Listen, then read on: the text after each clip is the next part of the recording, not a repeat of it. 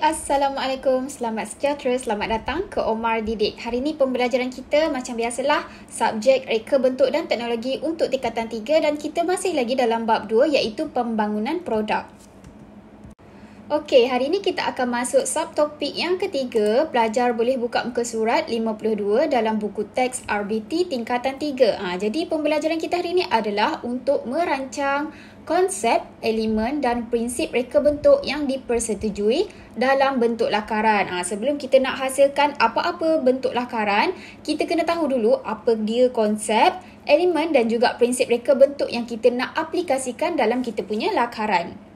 Okey, hari ini kita akan mempelajari 3 bahagian lah. Yang pertama, konsep penghasilan idea. Yang kedua, elemen dan prinsip reka bentuk. Dan juga yang ketiga, kita akan buat beberapa lakaran perkembangan idea pada kita punya produk. Okey, pertama sekali, kenapa kita kena buat penghasilan idea? Penghasilan idea ni untuk kita nak sampaikan idea tentang produk dalam bentuk lakaran. Maknanya kita nak sampaikan macam mana rupa sebenar produk tu kepada pengguna dan juga pengeluar. Dan kita nak buat penghasilan idea ni untuk dapatkan gambaran awal idea reka bentuk dan fungsi produk. Sebelum kita nak hasilkan produk terakhir tu, sebelum kita pasarkan, kita kena buat dululah gambaran awal idea. So maknanya kita boleh rujuk balik pada lakaran tu apabila kita menghasilkan produk kita. Dan juga untuk dapatkan gambaran awal tu reka bentuk, perlu hasilkan beberapa lakaran untuk mendapatkan lakaran reka bentuk terakhir. Barulah kita akan dapat lakaran yang terbaik lah sebelum kita produk tu dihasilkan. Okey, untuk dapatkan lakaran-lakaran yang idea dan kreatif, kita boleh gunakan 2 konsep lah iaitu bentuk mengikut fungsi dan juga fungsi mengikut produk. Okey, ini adalah jadual konsep bentuk mengikut fungsi dan juga fungsi mengikut bentuk. Dua-dua ni ada perbezaan dia. Yang pertama, bentuk mengikut fungsi, maknanya kita nak hasilkan produk tu, kita ikut fungsi yang dikehendaki pelanggan. Contohnya kerusi kan? Kerusi fungsi dia untuk duduk. Jadi kita kena reka produk tu untuk fungsi dia duduk lah. Jadi kita tambahkan beberapa fungsi lain. Contohnya kerusi ni kita boleh baring sekali kan. Jadi kerusi yang biasa ni kita ubahkan bentuk dia menjadi kerusi malas. Tapi fungsi dia masih samalah untuk duduk, untuk rehatkan badan.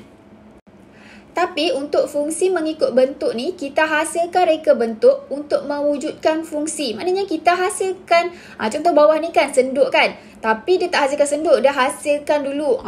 Kita punya senduk tu menyerupai raksasa Loch Ness kan. Daripada sini kan, dia hasilkan dulu bentuk raksasa ni dulu. Jadi dia buat benda lain selain daripada bentuk raksasa tu. Jadi dia ada fungsi lain lah iaitu boleh dijadikan sebagai senduk dan juga penapis.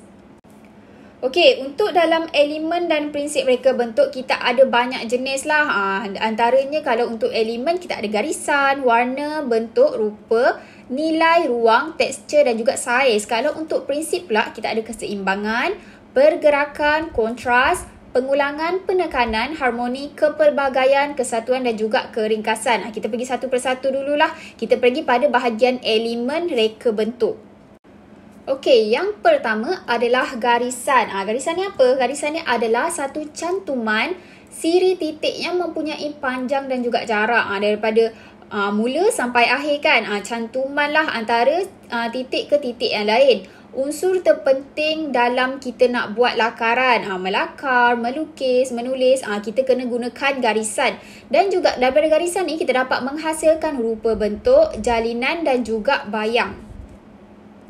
Okey, seterusnya adalah bentuk. Bentuk ni adalah objek yang mempunyai ruang, isi padu dan juga mempunyai lebih daripada satu permukaan. Bentuk 3D lah. Kalau awak tengok contoh dekat atas ni kan, ada permukaan, ada tinggi, ada rata, kiri kanan kan. Ini adalah kita panggil sebagai bentuk 3D lah. Okey, seterusnya rupa. Rupa ni adalah hujung garisan bertemu dengan permulaannya. Contoh awak nak lukiskan 3 segi kan. Daripada awal awak sampai ke akhir, dia akan ada sambungan pada penghujung lah, penghujung dan juga permulaan dikelilingi oleh garisan. Kita akan menggunakan garisan lah untuk bentukkan rupa ni. Selalunya dia akan berbentuk 2D. Okey, seterusnya texture. Okey, texturenya adalah untuk memberikan impak terhadap orang yang melihat sesuatu permukaan. Kalau awak tengok dekat sini kan, ini ada garis-garis ni, ada agak kasar, yang ini agak licin, ada agak kesat. Dia boleh juga dirasai lah. Dia punya permukaan tu kan, kasar ke, licin ke, halus ke. Itu adalah texture lah.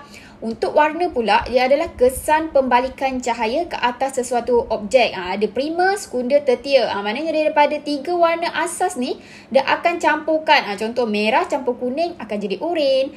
Kuning campur biru akan jadi hijau. Macam ni lah. So, dia akan menghasilkan warna-warna yang lain.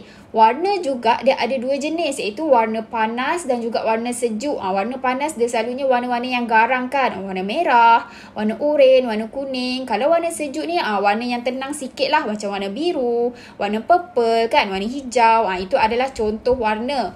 Untuk nilai pula, ianya adalah kesan terang atau gelap sesuatu warna ataupun toner lah. Awak tengok kan, daripada gelap kepada cerah. Ini kita panggil sebagai nilai. Seterusnya ruang. Okey, ruang ni adalah kawasan kosong yang dikelilingi oleh elemen garisan. Contoh kita nak lukis kotak kan. Kita nampakkan dalam ni ada ruang.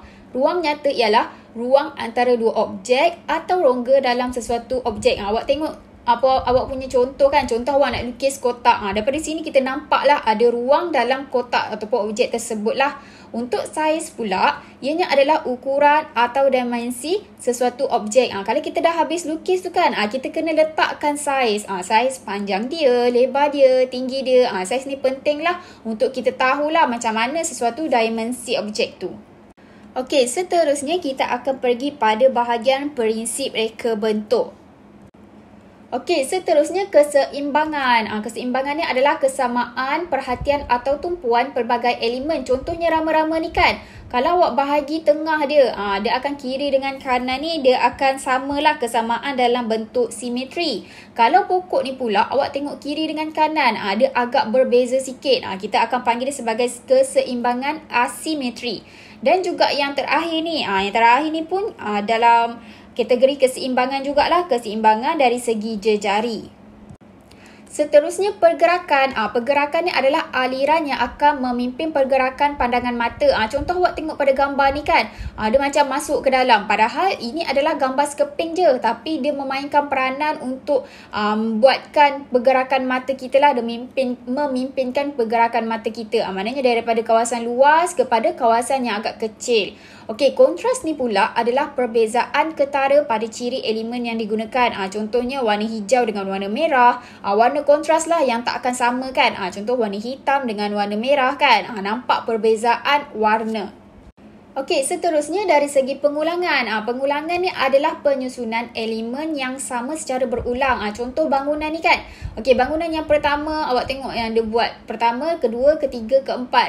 Dia punya bentuk sama. Disusun secara berulang. Sama juga dengan dalam masjid kan. Kalau awak perasan, kalau awak masuk masjid kan. Dia punya corak tu dia susun secara berulang. Baru nampak dia punya corak tu lah. Corak ni kita akan panggil sebagai corak pengulangan.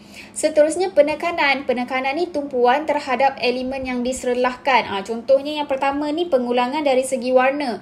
Maknanya semua hijau ada satu warna merah. Maknanya ni nampak dia punya pengulangan dari segi warna. Kalau yang kedua, pengulangan daripada segi saiz. Maknanya ada tiba-tiba besar kat sini kan. Ada kecil, ada besar. Dan juga yang terakhir, pengulangan dari segi bentuk. Ada bulat kat tengah-tengah ni kan. Yang lain semua segi, yang ada segi-segi, ada bucu. Tapi ada tengah-tengah ni ditukar kepada bentuk bulat. Ini adalah penekanan antara daripada segi saiz, bentuk dan juga warna. Seterusnya keringkasan. Keringkasan ni olahan terhadap idea yang kompleks. Contohnya RTM. Dia ada nama panjang kan. Jadi kita ringkaskan dia kepada simbol ataupun elemen yang lebih penting sahajalah. Contoh RTM, AKPK. Ni logo-logo yang kita buat keringkasan.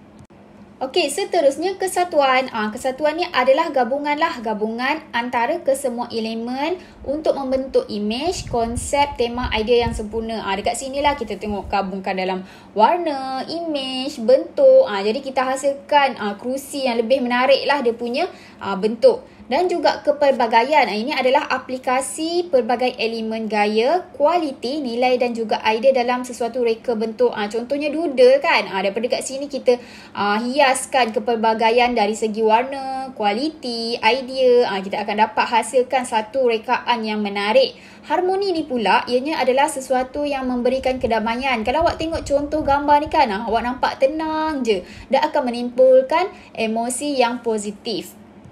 Okey, lepas kita dah pelajari satu persatu apakah itu prinsip dan juga elemen, kita kena aplikasikan apa yang kita dah belajar ni dalam kita punya lakaran. Contohnya penggilap kasut magic. Kita kena buat beberapa lakaran sebelum kita pilih lakaran yang terakhir lah untuk kita producekan kita punya produk pada pasaran. Yang pertama, lakaran idea yang pertama. Dia buat bentuk lain sikit kan. Bentuk memanjang. Ada punya suis tekanan, tekan tutup ni dekat belah atas, bateri dekat belah dalam dan sebagainya. Dia kan menggunakan elemen garisan, ruang, bentuk, rupa dan juga tekstur. Sama juga dengan lakaran yang kedua. Dia buat bentuk yang lain sikit. Bentuk pemegang dia dekat tengah-tengah ni. Dekat hujung ada penggilap. Lakaran yang ketiga dia buat jenis melengkung. Ada garis-garis. Buat pemegang dia dalam segi lengkungan lah. Dan juga lakaran yang terakhir. Dia akan buat pemegang dia jenis memanjang, penggilap dia dekat bahagian bawah. Kalau yang lakaran lain ni dia buat penggilap dekat bahagian depan kan. Lakaran idea keempat buat yang ke bawah. Okey, lepas kita dah buat beberapa lakaran, kita akan berbincang lah lakaran mana yang sesuai untuk kita hasilkan produk kan. Jadi kita akan pilih lakaran yang keempat lah. Kita akan tengok lah daripada segi kelebihan dia. Pemegang dia lebih selesa digunakan, lebih ringan ke, lebih sesuai lah untuk kita hasilkan produk yang lebih berkualiti. Okey, ni contoh yang lain iaitu pengagih makanan ikan automatik. Kita kena buat juga lakaran-lakaran ni supaya kita dapat nampak lah macam mana bentuk yang kita nak hasilkan. Lakaran pertama kita gunakan tiup sifon, ada bekas makanan, tanaman, ada set penggetar dan sebagainya. Sama juga dengan lakaran kedua, lakaran ketiga, lakaran keempat. Kita akan buat perbincangan lah yang mana yang akan mendapat ada kelebihan lebih lah berbanding dengan yang lain kan. Kita buat satu persatu, kita kaji dulu sesuai ke dengan dia punya bahan-bahan yang gunakan. Kita guna PVC ni boleh tahan lama ke? Kalau kita gunakan siku 90 sesuai ke? Jadi kita akan buat perbincangan lah dan akhir sekali kita akan buat pemilihan iaitu kita ambil lakaran idea yang keempat. Okey, ni contoh yang terakhir iaitu bag jean. Kita nak pelanggan suka kita punya produk. Jadi kita akan buat beberapa lakaran idea supaya pelanggan lagi sukalah boleh pilih macam mana reka bentuk dia nak. Jadi lakaran pertama kita buat simple kan. Jenis petak, ada zip, ada pemegang beg. Yang kedua pun kita buat juga tapi kita buat bentuk yang lain sikit kan. Kita ada buat lekuk pada kiri dan kanan. Ada bahagian poket di depan. Lakaran yang ketiga pula kita tambahkan rantai kunci. Kita adakan tali beg. Kita letakkan poket penyimpanan bahagian depan. Lepas tu kita akan buat lakaran lagi supaya kita dapat puas hatilah macam mana satu yang kita nak produce untuk kita jualkan dekat pasaran. Lakaran keempat lah, lakaran idea keempat yang kita akan pilih lah. Sebab kita tengoklah kelebihan dia kan. Ada tempat tali bag, ada kancing bag. Maknanya lebih security dia, lebih terjamin lah berbanding yang lain kan. Macam tu lah kita akan tengok mana kelebihan kita berdasarkan pada kita punya lakaran. Okey, itu sahaja pembelajaran kita hari ini. Terima kasih kerana sudi menonton. Semoga kita berjumpa lagi pada pembelajaran yang akan datang.